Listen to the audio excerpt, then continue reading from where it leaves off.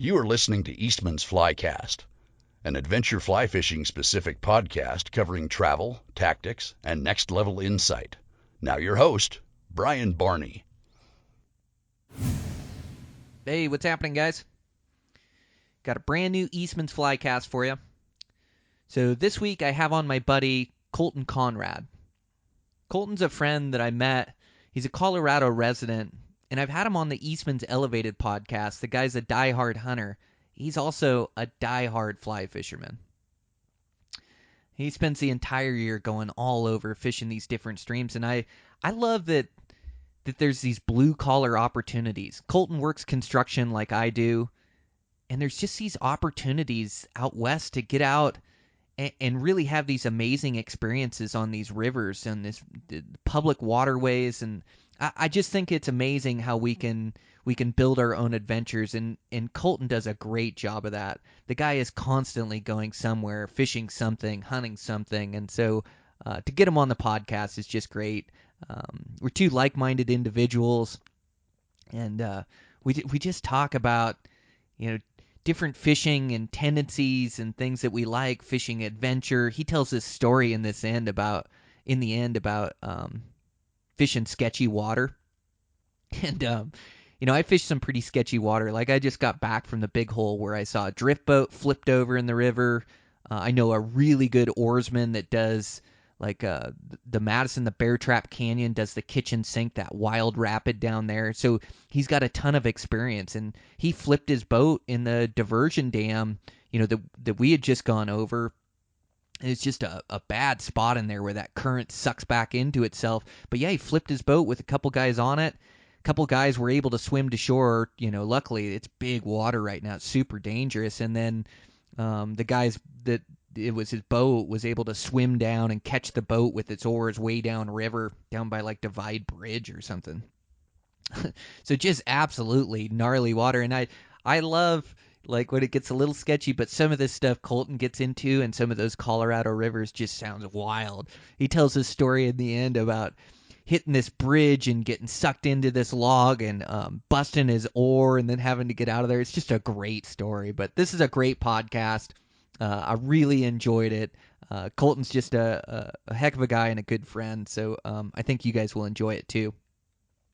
Make sure to check out everything we have going on over there at Eastmans. So I have Eastmans Elevated, which is our hunting podcast. This week I have Josh Jenny. He's a Nevada resident, loves high country mule deer in that early season. And so we just had a great conversation on Eastman's Elevated this week. And there's just been some great podcasts lately and some great ones coming up. I really enjoy doing it. So make sure to check out that. You can find that everywhere where you get podcasts. Make sure to check out everything we've got going on. Check out our magazines, Eastman's Bow Hunting Journal, Eastman's Hunting Journal, Eastman's Outdoor TV or Eastman's Hunting TV on the Outdoor Channel. Just a bunch of cool things that we have going on. If you're a bird hunter, we have Wingman. Todd Helms does a great job running Wingman. They're going to start putting out a podcast here soon, so be on the lookout for that. But just some great properties, and Eastman's is good about taking our ideas and making them into something. And so, I had this idea about Eastman's Flycast, and Eastman's is able to give me the support and let me run with it. And it's just so fun when you let guys be creative with what they love to do. And that's exactly what this podcast is, Eastman's Elevated, and all our properties over there at Eastman. So make sure to check them out. I've got a deal right now going on the Eastman's Elevated podcast where I've got a Matthews Traverse bow that I'm giving away.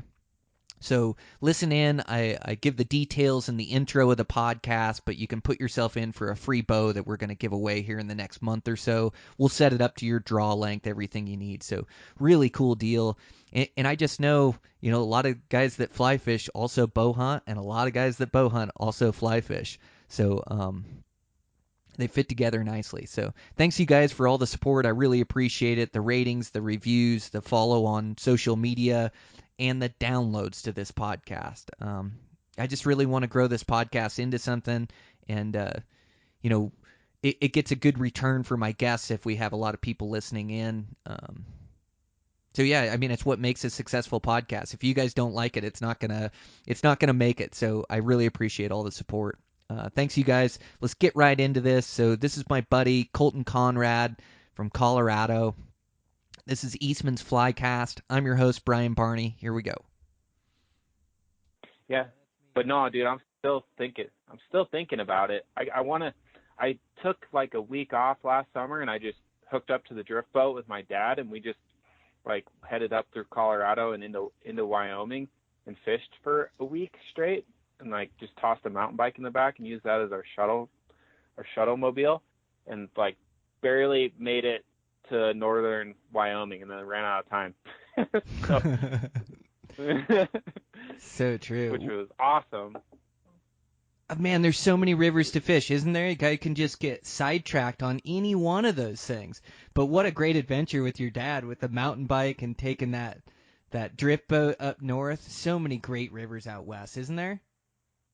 Oh yeah, dude, it's so hard. Like I think I could go a whole summer and not get sick of fishing and just, float different rivers. Man, that's the truth. Well, if you don't mind, we'll just get right into it. Dude, thanks so much for being on the podcast. I really appreciate it. Yeah, no problem, Brian. It's good to finally talk to you again. God, it's been a while, hasn't it? Like, we keep in touch through text now and again, but we haven't made that fishing trip happen yet. Yeah, man, we will. I don't know who's more busy, you or myself, but we'll make it happen. Well, dude, that's why I appreciate it. Yeah, I know construction's keeping you busy, and like we were just chatting before the podcast. Congratulations on the sheep tag, man. That's gonna be awesome. And yeah, and just coming into the summer months too, where we get those long nights. A guy can be fishing evenings, can be fishing weekends, and I know you're so sick for it. Looks like you got a good fishing partner in your dad. That trip up north sounds like fun. How many rivers did you guys fish? Oh, I think, dude, let me think. I think we hit 5 in total. I had like 9 days off, and yeah, man, we just, we didn't have any plan in mind. Just hooked up to the boat and started driving, and just picked rivers as we went along, and tried to pick stuff that was off the beaten path and not really fished as much. Lower sections of rivers, or that's kind of the water I like to fish. Just trying to get away from people mostly, Man, isn't that the trick? I can fish popular spots too, and during the right hatches, like during that salmon fly hatch, which I know you fished last year, that I really want to get into. But you can catch some good fish, but it is just all about getting away from the pressure. And like I do these floats that are wade fishing only, that you can't fish from a boat. And they just seem to fish a little bit better. Some of these, lesser known rivers, or I like what you said, like fishing the lower end. The lower end, that gets to be a lot of frog water, or a lot of pondy water, but if you pick your runs, there's some big fish that can grow up down in there. Oh yeah, no doubt, man. It's just you're gonna see a lot less fish, and it can be really frustrating at times. So you just gotta take your licks and be willing to get skunked every now and again by fishing that stuff. But I don't know. I just like trying to get away from people. Yeah, that is the goal for sure. Well, I'm getting ready to get into the people. Like the bugs are just starting to come off. In fact, I think I'm gonna make a run over. I got to work tomorrow, some construction, but Saturday, I think I'm gonna run over and go toss some dry flies. Finally getting some 80-degree weather, and I hear they're popping like on the first river that they pop out west, like this, the Henry's Fork down in Idaho. Nice, man. Yeah, salmon flies. We're getting a lot of caddis right now and stuff, but I think the salmon flies will soon be going, and that can be pretty dang fun. And then up at the green, the cicadas will soon be going off, so I'd like to make a trip up there. Yeah, man. What are the cicadas? Really, is that like a big hopper, or is a cicada like a dragonfly? Dude, it's this freaking bug that, and I'm not very much into entomology and stuff, but I'm pretty sure they freaking burrow in the ground for upwards of 9 years, and then they hatch out of the ground, and they make like this buzzing sound in the trees, and they got these wings. They almost look like a locust, but they're black, and they got these wings that fold up behind themselves, and they're a big ass bug, like not as big as a salmon fly, but fatter and a little shorter. and yeah, trout love them. Oh, wow. That's a cool hatch, huh? Yeah, it can be pretty freaking epic at times. And like sometimes you'll get like a 9-year hatch, they say, where like, you know, more than normal come off, and they just crush anything that's big and black and foam. Man, I just I love fishing these hatches as we get into summertime and watching these fish rise. But again, like a curveball this weekend that I'm thinking over, like the salmon fly hatch is getting going on the Henry's Fork. I'll see some really nice fish. I'll see them on a dry fly. That's what summer's all about. But then we've got these other streams that are high water right now that are pushing these big fish to the banks. And I know they're just taking streamers like crazy, and I just got this couple pictures from my buddy Dylan. He sent them to me like this morning, and he's got a brown that his buddy caught in there that is just next level. Like this, it's got to be 26, 28 inches, and then he's got a picture of a rainbow that's just super bright that's got to be 25. It was just like, oh my, and I know exactly what he's throwing, big and nasty and pulling it back towards the boat. He's really good at it, but yeah. He caught a couple slammers. I was fishing hard in the spring early, and then here the last couple weeks we've really been framing hard on this place, and I haven't had nearly the time, just a couple choice days, but I got to get back after it. Yeah, I'm in the same boat as you with work, man. But yeah, this time of year is probably my favorite, to be honest. Like, I don't know, because I'm a big streamer guy, and it's weird, dude, because like, talk about a paradigm shift with streamers, because I mean, I don't know if you know this, but I actually started guiding when I was 15 years old, at like one of the more premier ranches in Colorado. And I did that for about 6 years from age 15 and into college until the economy tanked in like 2009. But yeah, it was weird. When I first started guiding, like streamer fishing was like the outlaws did that, and I remember like this one guide, like all of us sitting, eating lunch while our guests are eating, like the guests would go up and they would get their meal first, and then we would go at the end or whatever, and all the guides kind of sat around and bullshitted together. But one of the guides came up and he's holding this big, rainbow that's on like 1X that's like pooping a streamer out, and he's like, "You damn guides fishing these streamers and blah blah blah, and can't fish streamers." And it was just like, it was uncouth to fish streamers. And I don't know, dude, that has always been like, I grew up in Craig, Colorado, and I wish there was a platform like this, or any platform for that matter, because we had a river there that had 45-inch pike and like 7-pound smallmouth that nobody fished. And so like, that's all I grew up doing, was fishing streamers for pike and smallmouth, because why would I go fish for trout when I catch a 45-inch pike on my fly rod, fishing out of a drift boat? So it was world freaking class, right? And kind of going off. But anyway, the DOW, Division of Wildlife here, they went in and they shocked all the pike out, and they were just throwing them on the bank and the smallmouths to save the humpback chub and the I think they call it the pike minnow, or just like, honestly, fish that no sportsman cares about, and that just completely decimated this fishery that was virtually unknown, which is awesome, because this is all before, social media blowing up spots and, people, stealing other people's spots and everything else. But at the same time, it could have saved that fishery, It just, there's just a bunch of local guys from Craig trying to fight it, and they couldn't. So I don't know. I kind of went off there, but oh no, not at all. That's totally what interests me. And man, that's too bad. I hate when decisions get made like that screw up a perfectly good fishery. And like you say, they just didn't have the voice to fight it. And so yeah, you get the good with the bad with social media for sure. But man, it must have been amazing. Like I just love the takes on streamers, and I've really, like, I've always fished streamers out of a boat. I fished them in the summertime, like, I've loved them, but lately I've just done a deep dive, especially with getting into steelhead and doing a bunch of swinging, and so I fish with the spey rod and the single hand. But man, I've just been working these really big holes, and I've caught more big fish this spring than I've ever caught. But I'm just I'm committed to it. Just like you were saying, less fish, but the ones you do get are the ones you want to touch and bathe with a little bit. Just a great big trout. So man, it's been super fun. But that is on my list. I do have to chase those pike around here somewhere. I've got to figure that out because that looks like a riot. It's such an aggressive fish. Oh yeah, they're fairly challenging in Colorado to catch. They're fairly selective fish, and you got to really, I mean, they're almost like fishing for muskies for a big one out here now. But yeah, they're wild, man.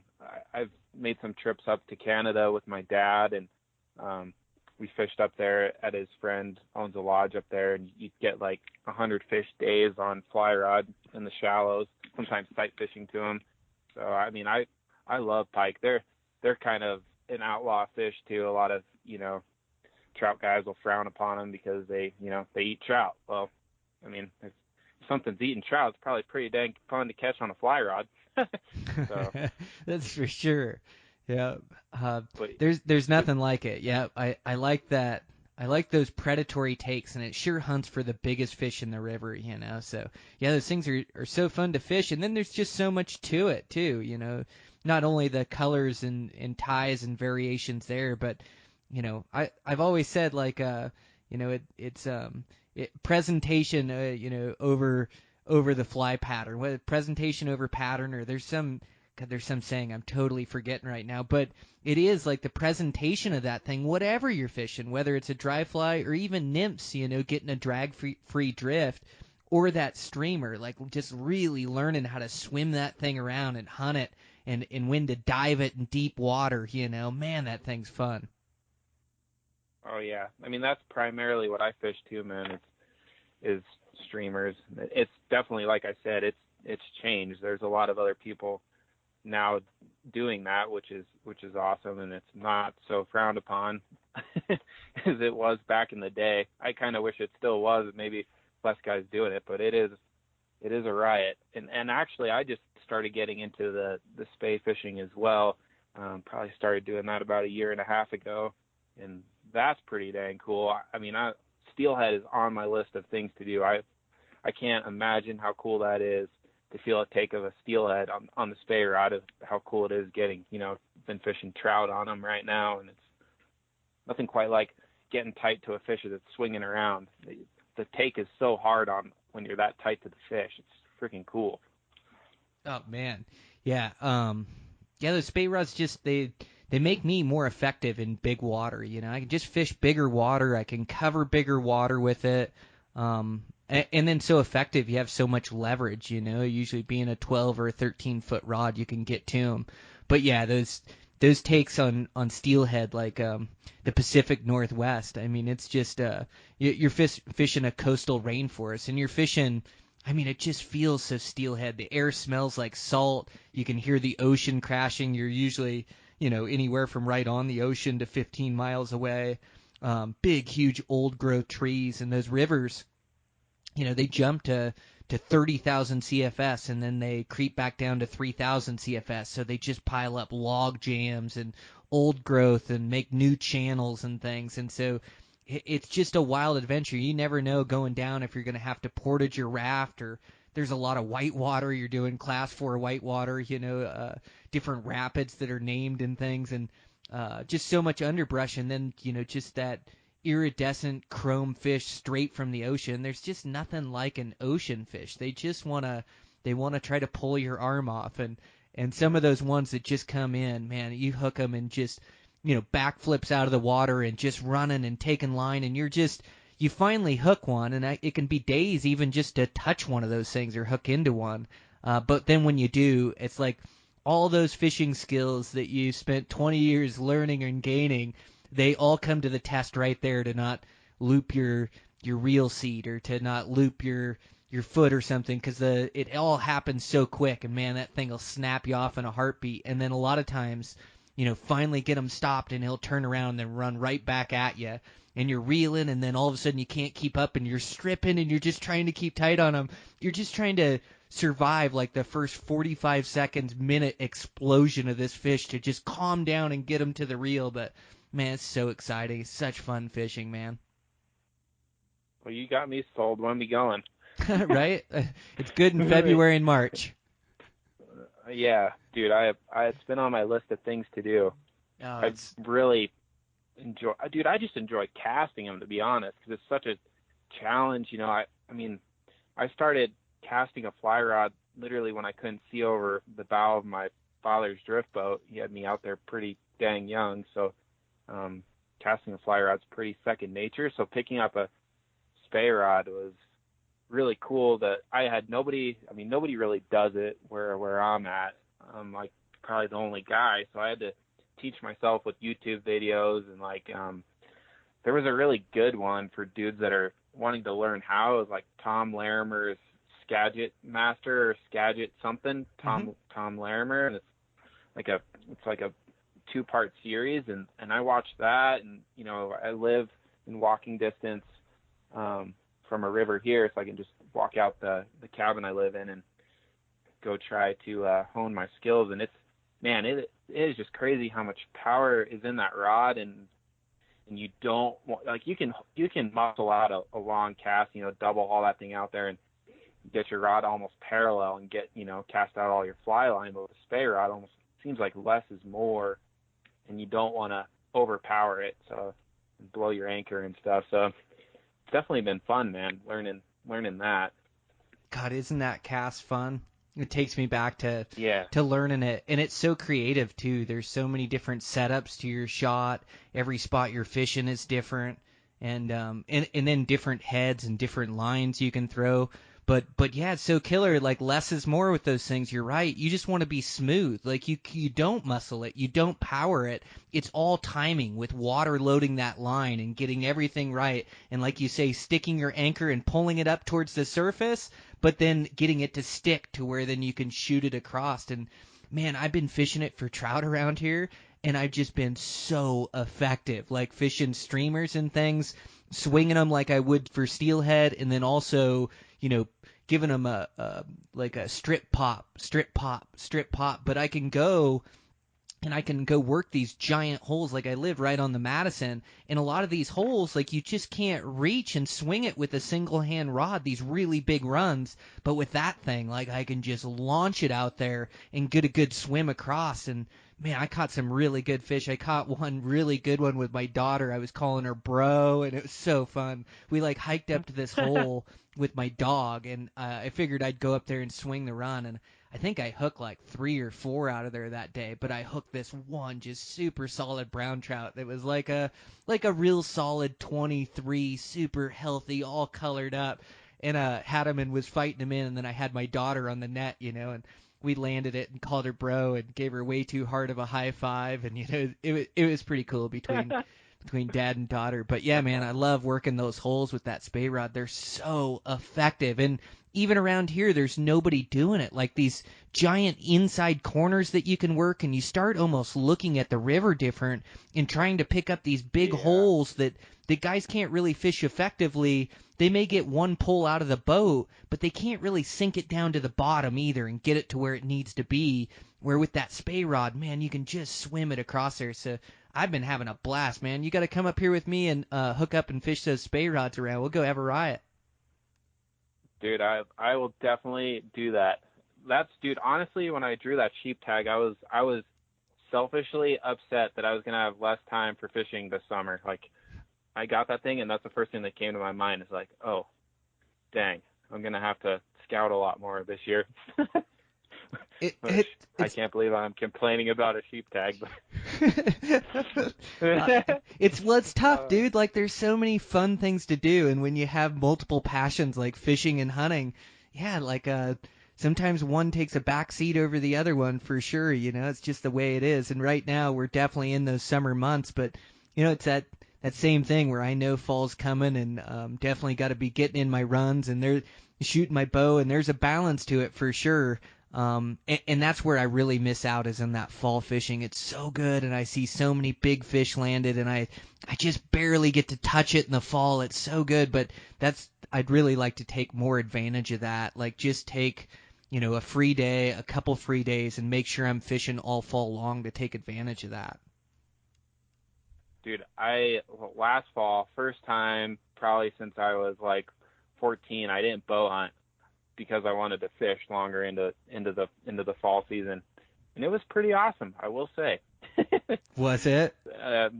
Yeah, I mean, I literally put my bow down last year and didn't bow hunt and just rifle hunted and fished a ton. And yeah, I did enjoy it, man, because a lot of guys are off the water by then, and they're like us, focused on hunting. So, but yeah, dude, with those spey rods though, like one thing that I noticed from not knowing anything is like just the setup between the head and the sink tip, like trying to get that weighted correctly to your rod. 'Cause right now I've had a 5-weight and now I have a 4-weight, and then I just ordered a 6-weight Sage Igniter, but it's stuck in COVIDville, and I don't know when I'm gonna get it. So we'll see. But yeah, dude, that's definitely big part of the spey rod. I feel like is just getting your head weight right to your sink tip. Would you agree with that? Yeah, absolutely. Yeah, that to get that line married up to with that rod makes all the difference in the world, doesn't it? And it's not like you can go buy a bunch of different lines. Like, I'm lucky where I've got some good buddies that are really in the know that, that I can call that'll go, no, get the 450 line for that 6-weight. That thing will toss it across the river. And I've been fortunate where I've always had pretty good lines. But yeah, man, it's super important. And then also trying to figure out that weight tip to get the right swim and the right swing. If you're too shallow, you're just nowhere near where those brown trout are living, and too deep and you're hung up and you're losing that $7 fly. And by the way, first starting off with a spey rod, how many times do you whip off that $7 fly and go, God, you're just killing me? I must have lost a handful of those things. Yeah, dude, I eventually started putting 20-pound on there. Like, I'm not gonna catch any fish, but at least I won't lose. Oh, this is so funny. I floated. I fished with my dad a ton too. Like, he's one of my best friends, and so we were fishing the other day, and so he's got a spey rod, and he's been steelheading, but like we'd fish a floating line and nymph setups, and so like he's used to throwing that nymph line out, and it's been a few years since he's been, and so we're out fishing and we're in the drift boat and we pull behind this old bridge piling, and it's this big hole that I like that I've been swinging lately. And so I hop in it and I tie this green and white. It's this barely legal, just this marabou articulating swinging fly. The thing's so sexy. And so, like, especially in our river, green and white fish is really good. And so I huck it out there, and I hooked like 3 fish in the first 3 or 4 swings through there. It was so just off the hook. And so I landed this really nice brown. Dad netted it. I'm like, oh, you got to get in there, and he didn't have his spey rod or anything, so I hand him my rod, and I'm like, okay, just slow down your motion and throw it over there. And he tries to muscle it like you're saying, and he snaps it off, and it was the only barely legal I had in the whole boat. It was like the one fly, and I tried to swim other colors through there, and I could not get him to eat again. Swung that fly off. But yeah, man, it's easy to whip that fly off. God, that just kills me. Oh, dude. Well, this is bad. So when I first started, I usually, I go spey fish. I take my dog with me, walk across the road after work sometimes. And I was petting my dog, and I'm like, what the hell's on his butt? Well, I found one of my flies that I had lost right in my dog's ass. Like, felt so bad, dude. Oh, sorry, bud. Oh, man, that's funny. I pinch all my barbs.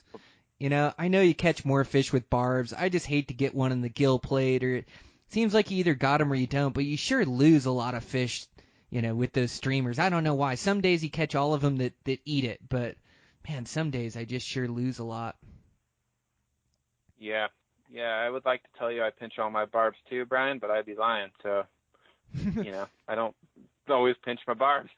Yeah, well, it hangs on to fish way better. I can see why. Like, I don't have anything against it. I guess it's just like going down in a drift boat in it's like a super windy river. Like, there's just flies coming through the cage sometimes where it's just like, man, let me just pinch those off. And we're fortunate to have so many trout around, but it does just kill me when I lose one like that, and especially one on a streamer, because you may fish all day for that one eat and then lose them. I lost a really good one I was fishing with my wife and daughter like it's been a weekend or two, maybe 2 weeks now, but yeah, lost a really good one.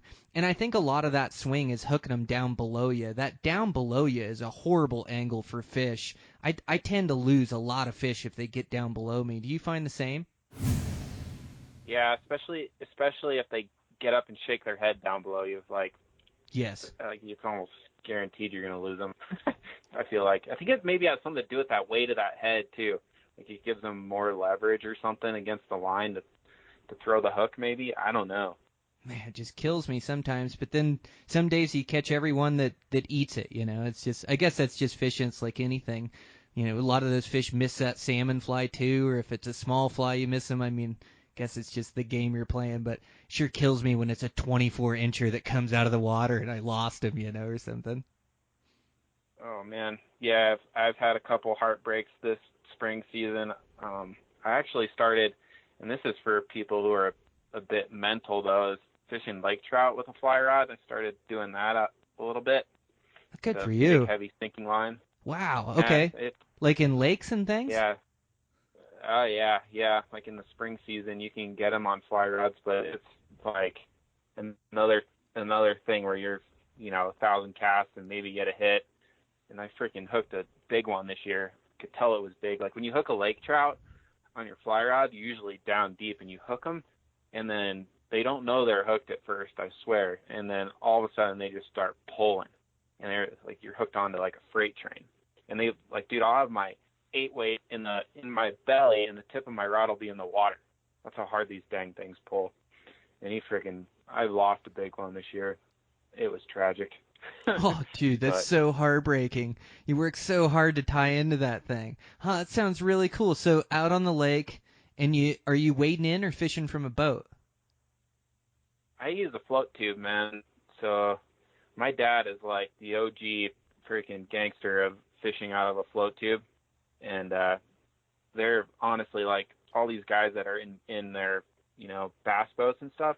In a float tube, you can fish all day, and you're planted, and you're in there with your fins. You have to have force fins though, because those are like the only ones that work. But I mean, it's just the best way to fish a lake. And so you set up in there. You got to have a stripping basket on your float tube. A lot of times I won't run a stripping basket, but with the lake trout, you're running like a S7 line, like a really heavy sinking line, and so you got to have. Otherwise, the line will sink around your feet, and so you just kind of get there in the spring, after lakes ice off, and throw something big and white normally, and have a lot of patience, and you can tie into them. Man, that's killer. Are you stripping it back in, or are you using the fins to tow it around the lake, or how are you doing that? So sometimes you can do like what you're saying, kind of troll, but yeah, most of the time, if I feel like I get them, is doing little tiny strips and letting it get down deep and stripping it back. So man, that is so cool. They're just giants, right? Those things can grow so big. Yeah, and lake trout are a tricky fish. I mean, I know guys that literally have given up their lives fishing them. Not necessarily with fly rods, but doing the jigging with the big tube jigs down deep, and they're addicting fish because there's such a challenge to catch, and you have to spend a lot of time, and and then the topo of the lake will concentrate fish in certain areas, and I'm still learning all that as well. But some guys really have it dialed in, and yeah, they're cool fish. Man, there's such. Some of them will live. Go ahead, live sorry. For like 20 years, Brian. Oh, they can live for like 20 years. Oh, you're kidding. No, they can live forever. They're just such a predatory fish. I mean, they're savage fish. I mean, those are meat-eating fish. I don't know. They're cool. They fascinate me like trout. That's really cool. White's such a great bait fish color, isn't it? Yeah, I love white, dude. Like I would say, I'm a big streamer guy, dude. Like I'm always tying streamers, and I would say like my favorite colors is black, white, and then olive. Like is probably what fills my box mostly. I don't know. Yeah. But white, dude. If you can get them on white and you can see white, and you can see them hit it, that's my favorite. Oh, yeah, absolutely. Those are my favorite colors too. And then a couple different sizes too. Lately, I've been getting them on this smaller size. I just think it represents some of the sculpin and some of the fish around better. I don't know. These fish have really been on this smaller size rather than the giant size. Which it's still an articulating one, but just like a smaller profile. It's been doing really good for me. Yeah, I agree, dude. I find, I don't know. I find like this time of year when runoff's pretty much full bore, you can get away with the big stuff. But like once the water starts to clear up, and I think it might just be because everybody's throwing these big, articulated flies now, and the fish have kind of become smart to it. It definitely pays to downsize your fly. Oh And go man. back to more traditional style single hook flies that are smaller. Yep. Yep, they've been eating them good around here, that's for sure. Yeah, yeah, I like hunting for those fish, and it is a dedication. I know there's so many guys doing it nowadays, but it's still like I go down the river, and you'll see some bros throwing some big stuff every now and again, but it isn't the majority. You've really got to stick to it if you want to catch them. And then, like I say, like having that spay rod, or I've got this new single hand, it's a single hand 7 weight. It's just a sweet rod, but I've got a really good 300 grain line weight like married up to it, where it's just hucking that thing. And both of those two rods, man, you are just hunting for big fish down there. But I'm with you. Like there's just still some secrets to it. Like so there's guys throwing them out of a boat and through these sections, but the wade fishing, there's not as many guys throwing that thing out there and working those holes. So that's where I've been doing good. Is a lot of the wade fishing, the medium rivers. It seems like all these drift boats are going down the bigger rivers, and I've been sticking to the mediums and doing really well. There's a bunch of different strategies there, but yeah, there's so many guys that love to do it nowadays, which is good, which gives us a voice, but it's also you're always trying to get away from them. Yeah, yeah, it's definitely a double-edged sword, man.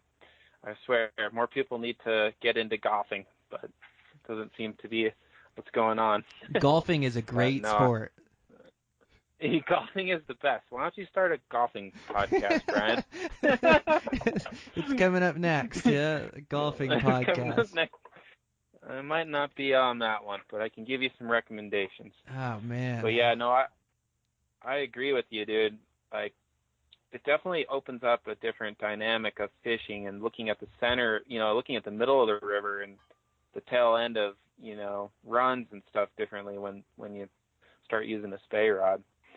But it takes a while to get, like, for me, it took a while just getting my casting down and getting, that loop to unfurl. So I was, really fishy with it before I started, really getting into fish and figuring out how to cast it to be a fishy cast, and how to mend my line to get it down deep and a deeper run. And I don't know, it's just fun for me because it's something new and different.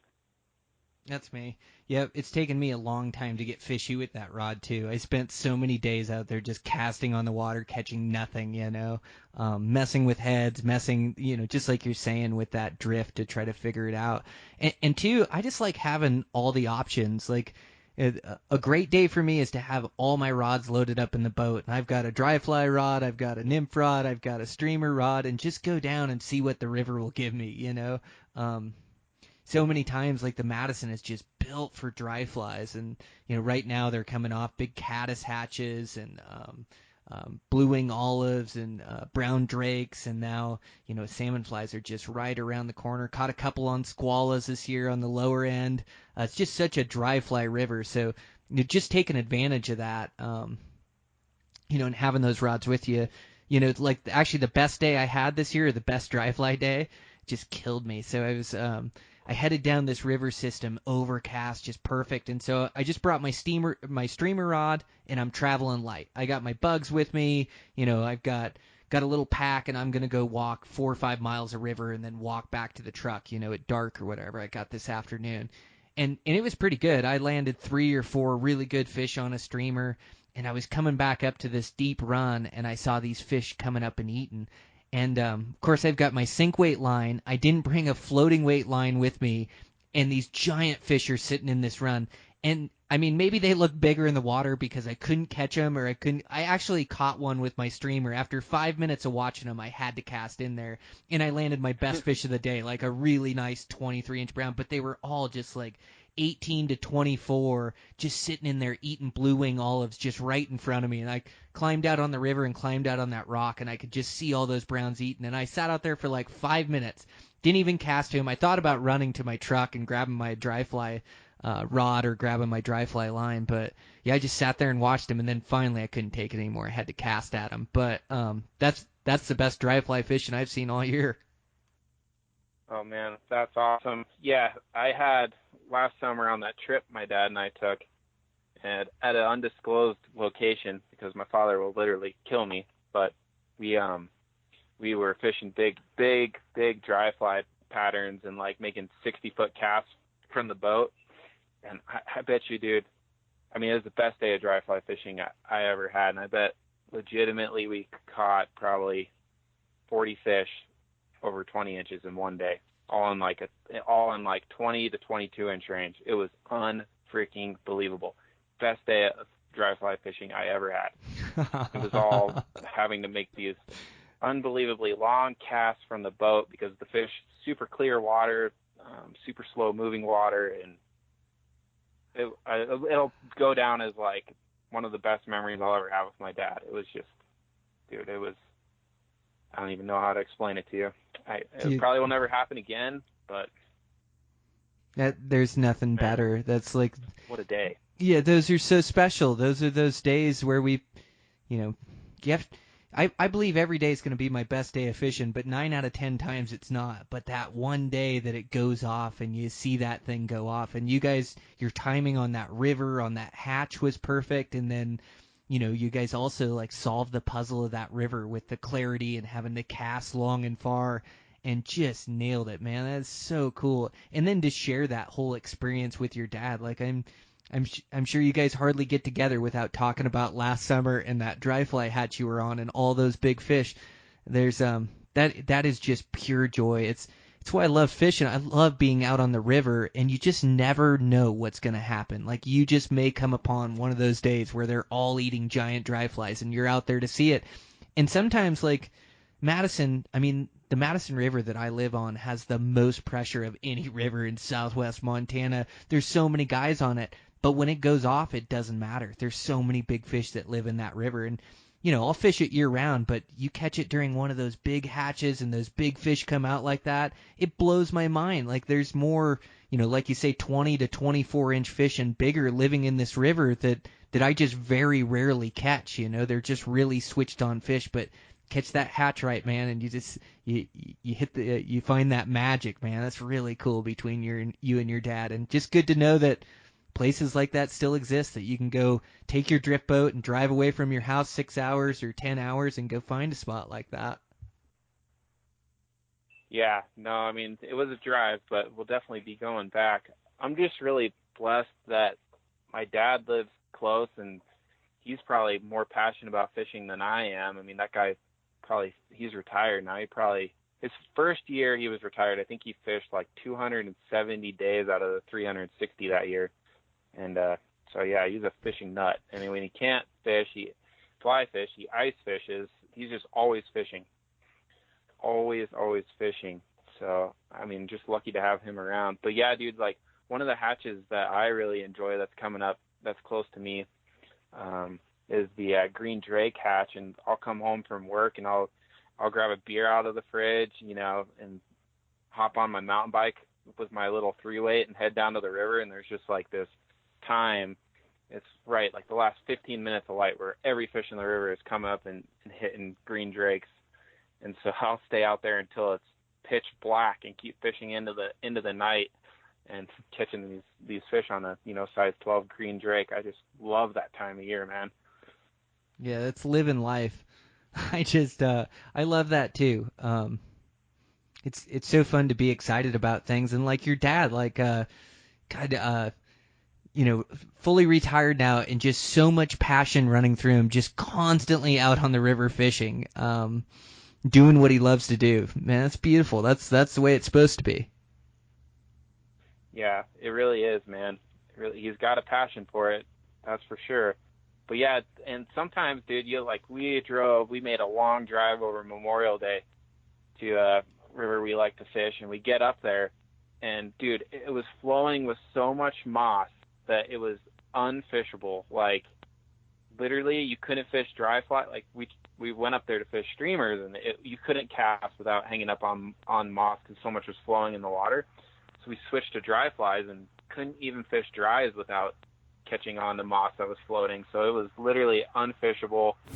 And sometimes you time it right and sometimes you don't. I mean, we drove 5 hours to, catch 2 fish. Heartbreaking.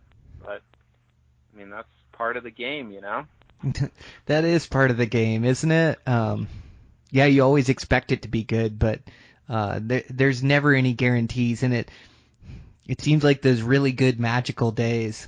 Yeah, they take a while. The river makes you earn them. It makes you pay your dues, and but but it's the excitement every day that I get up and go. I think it's going to be that good day, or I think I'm going to hook that big one. The eternal optimist. I think you have to be that way for bow hunting and also for fly fishing. You just always believe you're going to see it. Oh, that can't be any more true. Yeah, Yep, right. you always got to believe it's going to happen, because if you don't, then it never will. That pretty much, I don't know, dude. Between fly fishing and bow hunting, like, it just gives you a whole different outlook on life and not quitting and not giving up, more so than sports or anything else in my life. Anyway, that's, taught me to stick stick through things and see it to the end, no matter how hard it gets, because eventually you could be rewarded, and maybe you won't be, but you're not going to know unless you try. Yeah, yeah.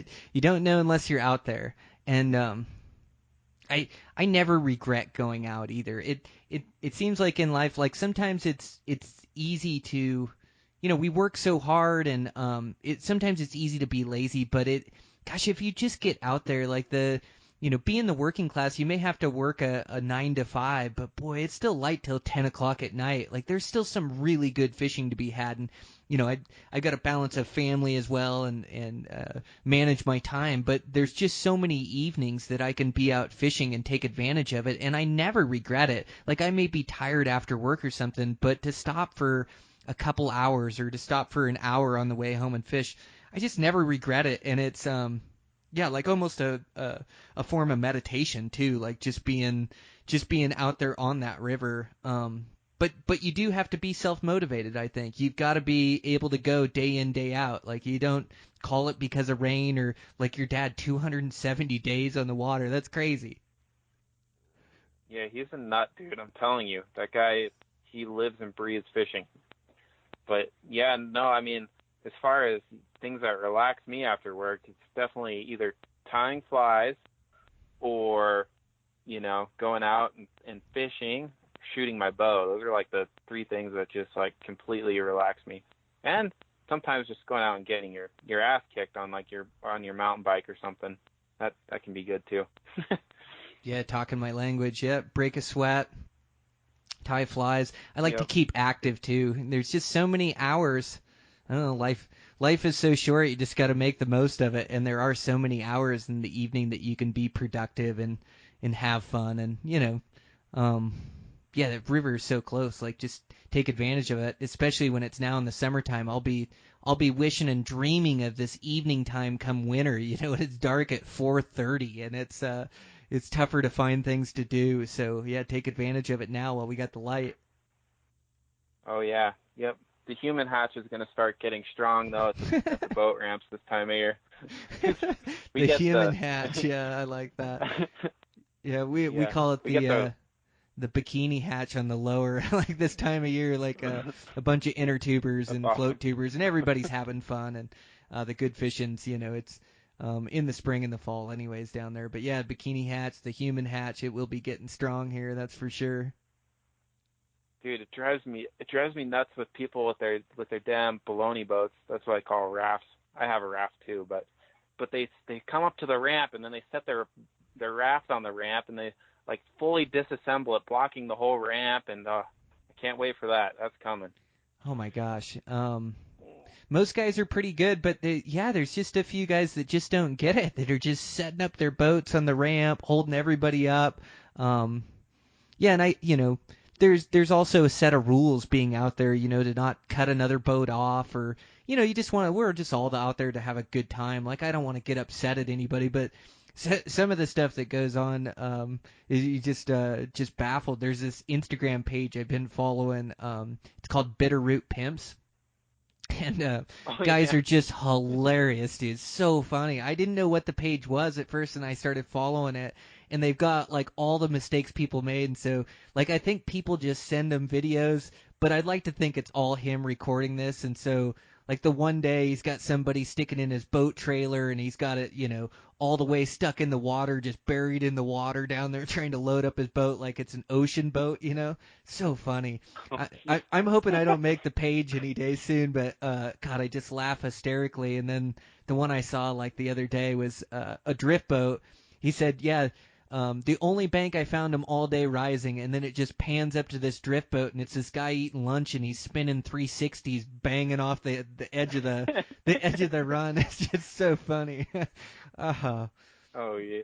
Yeah. Dude, I just followed it. That sounds like my kind of jam. That's awesome. Oh my gosh. But dude, I try not to like anything with boats and like people getting into boat wrecks and stuff or whatever. I try like never to laugh, because shit can happen so fast on the river.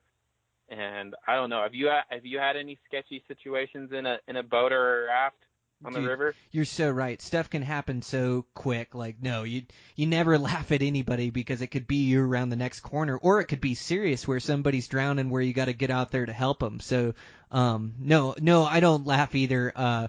But no, I heard a really good fisherman say the other day, there's guys that will sink a drift boat, and guys that have sunk a drift boat, or something like that. It was like, eventually you will, but no, man, I've had really good luck, hundreds and hundreds of days on, like, gosh, I mean, some rapids. Last year, fishing the Olympic Peninsula, we pretty much went down the gnarliest stretch of river we could find down there, just with a bunch of drops in it. And the last one, we Sean Whited and spun 360s going down through it, but we weren't really hung up, or there wasn't anything really too scary or dangerous. And man, I've got a low side boat, but I've just never really been in trouble with it or anything. I don't know. I've been really fortunate. But like you say, it could be around the next turn for sure. Yeah, man. Yeah, I've been in some interesting situations too. But yeah, the one of the worst ones that I had was recently. It was like 2 years ago. There's this one section of river my dad and I do, and you got to kind of time it right with the CFS, because you can't get under some of the bridges. It'll either be, it'll be too high, and your drift boat will actually hit on the bridge. And we were kind of in that, maybe we can float it, maybe we can't, and so we just sent it anyway. And we're in there, and both of us, we've been rowing boats a long time, and we're not even wearing life jackets, and it's like runoff, dude, not smart.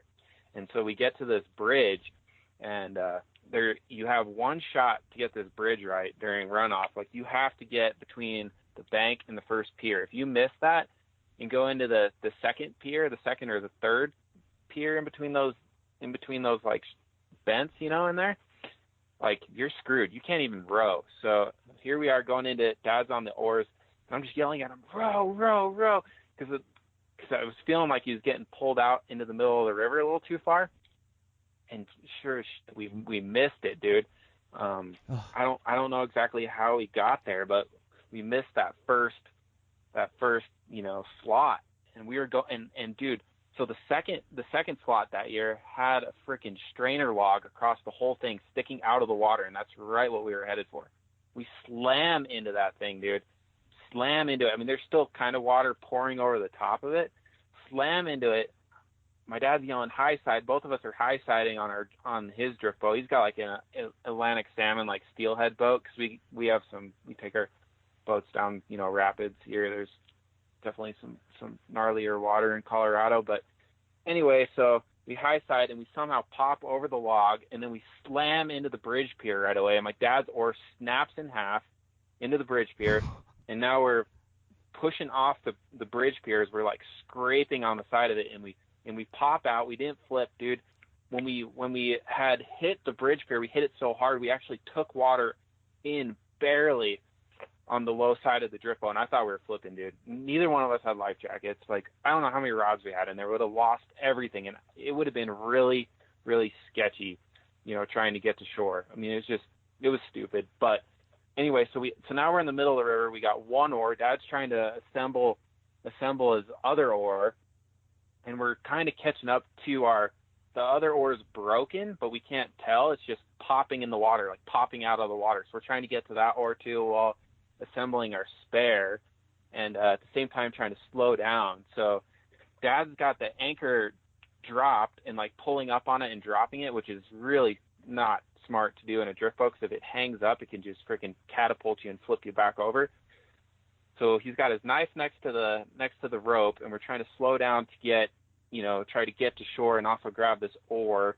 We eventually somehow, I don't know, because his spare oar is so old, we couldn't even get it together. So make sure you like assemble your spare oar and make sure it's good to go, because when you need it, you're going to need it. And anyway, we finally got to shore, and Dad hiked up and got our other oar, which was broken, but we made that one work and got ourselves out of there. But after we had dropped that anchor next to shore, we ended up having to cut the anchor rope because we were so hung up, couldn't even get it out with how hard the river was flowing. So that was definitely that's the scariest thing that's happened to me in a drift boat. But yeah, dude, you can just you always got to be humble in a boat. In that next weekend, we went back, and some guy had freaking teed up his boat right on that pier, his drift boat, and just split it in half, and it was just hung up in that river all summer. So definitely things can happen fast in the boat, man. Man, they sure can. Yeah. I mean, I guess, as you're telling that, a couple sketchy situations, but nothing like that, man. That's a rodeo. Oh my gosh, I got to check my spare oar. Like, sending it down all these new rivers and things, like, just who knows what I'm going to run into. Usually pretty safe in that drift boat, but you just never know. Like you say, around the next corner it could happen. Man, those yeah, I mean, it can happen in a raft just as easy too. Hung up and water and flip that thing just as easy. Oh, dude, no, I got a raft one. So I was with my fiance Chrissy, and we were running like a class 4 rapid, and she was fishing, and I didn't have her fully put her rod away, which I should have, because the dog was in the boat too. So we're going into this rapid. She's holding on to the dog and holding on to the rod, and I didn't really think anything of it. And we go into this first hole, and I barely, dude, like when I say barely, if somebody barely pushed you, that's how hard I tapped this first rock going into this hole. And I did that. It scared the dog. The dog pushed off on the cooler, pushed into her, and kerplunk, dude, both of them into the river right at the start of a class 4 rapid. And it was like class 4 because there's so many rocks in there, and it's just technical. And like people talk about, like Swiftwater rescue and, throw your throw bag. And when that stuff goes down, dude, it is so hard to do or know what to do in that situation. Like I tried rowing to him, and I would get over to him, and I would go to like try to pull her in, and then I'd hit a rock and start spinning 360s, and I try to, regain composure and row back over to him.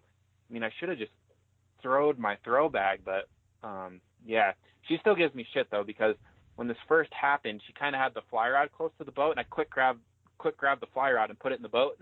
She's like, you grab the fly rod before you grab me. So. It's so sketch, isn't it?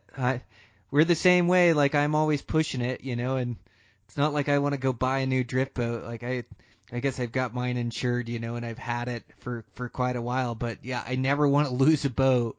And it always makes me sad when I see a boat that's sunk in the river here or there. Man, those rivers will eat boats, and it just takes a millisecond of just going down the wrong spot or not seeing your line or cracking a rock or whatever the case. The guy definitely has to be careful. I do not want to swim. A little bit of nervousness is kind of fun, but I don't like it when it gets that sketchy. Yeah, those are probably the two worst ones I've had. But yeah, dude, definitely can happen. When it happens fast, it all happens right away, and then it all goes to shit, and then you just got to react. Yeah. But Man, that's where it comes down to those instincts, right? And making the right moves. And you got her out of the water and got her safe. But, yeah, it's like sometimes those moves you make in those situations, you don't have time to think or plan. You just react, like you say. And sometimes those moves determine, your own safety or somebody else's safety. So, yeah, you definitely want to, when you're fishing with a buddy, you definitely want to trust them and keep your head on a yeah, dude, swivel.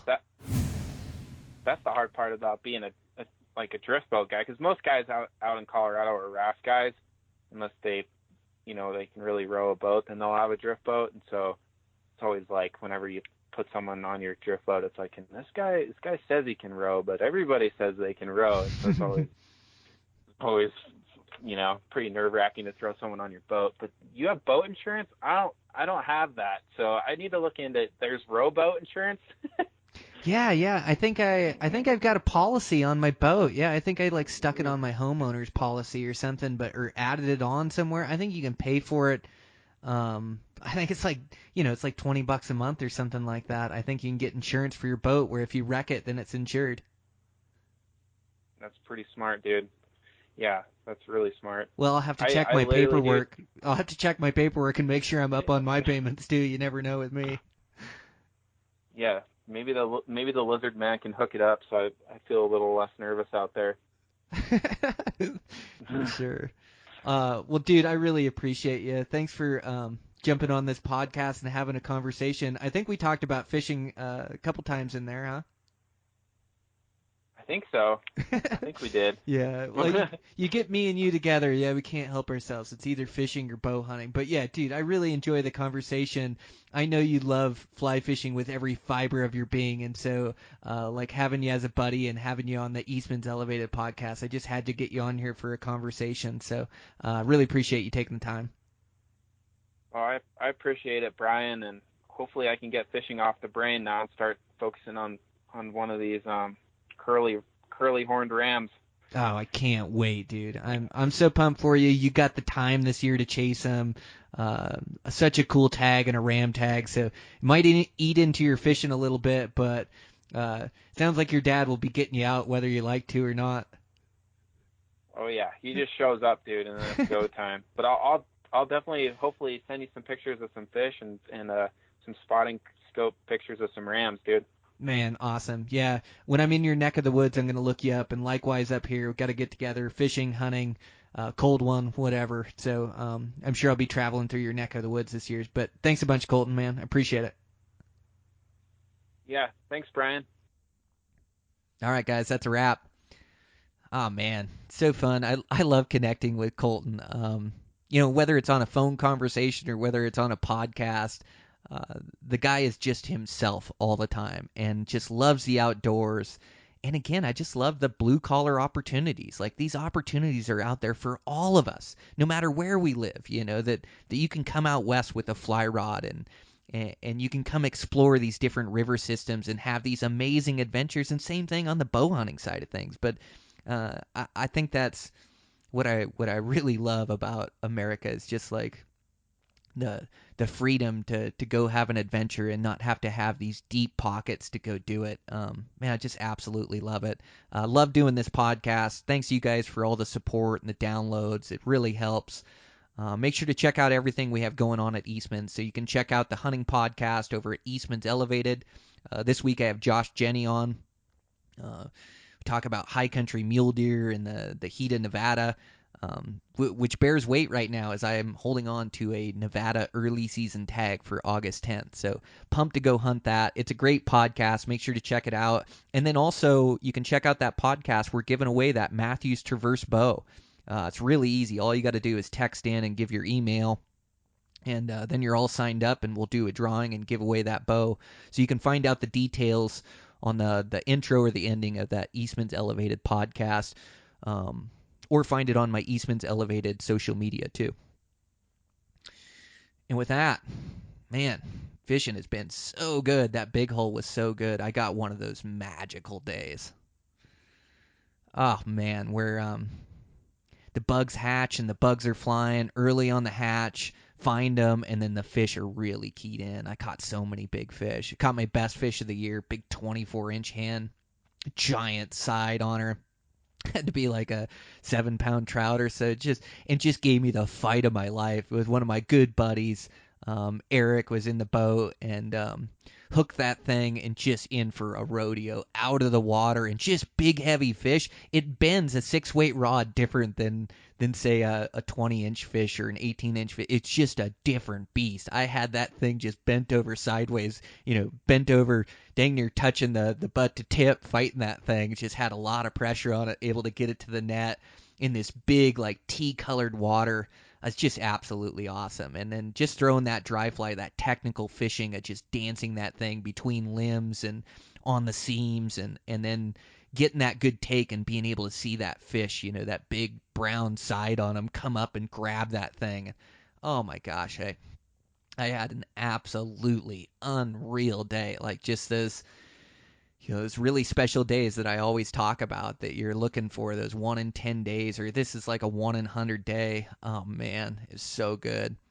Went the next day, wasn't as good, but still caught some good fish and rose some. Went with another buddy, but it was just amazing. Sleeping in the dirt over there and camping out, and then just fishing every waking hour, trying to look for a big brown trout on a dry fly. It just doesn't get any better.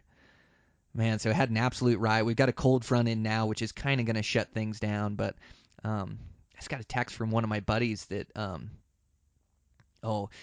Jared Caddy. He's actually one of Dan Picar's friends. The guy's just a really good fisherman. I've got to get him on the podcast. But I fished with him down on the Henry's Fork, and he's dialed on the Henry's Fork. And he said there's a pretty good hatch coming off down there right now, Drake's. I'd love to go experience that. He's told me about it. And man, it sounds like an unreal experience. So I might have to shoot down and give that a try as well. But yeah, it's been fun. Been really fun. A couple more months left of summer here, and we're just getting started. It hasn't even rolled over to the Madison. I caught some really good fish on the big hole. That one next level fish, and then a couple just really nice big 22-inch males, big male head on them. But there's something about the Madison. The Madison. Man, if you can fish it all year long, but there's just something about this hatch that brings out a lot of those big next level fish. Those 22 to 26 are going to be looking for big bugs. So I'm super excited to be fishing that and fishing it hard. So just keep after it and keep sharing my experience with you guys. But thanks so much, you guys, for the support. I really appreciate it. Man, I got some great podcasts coming up. Super excited at the direction of this thing. So just hoping that we can catch fire here and that guys are enjoying the content and tuning into it. So thanks you guys for the support. I'll check in with you next week.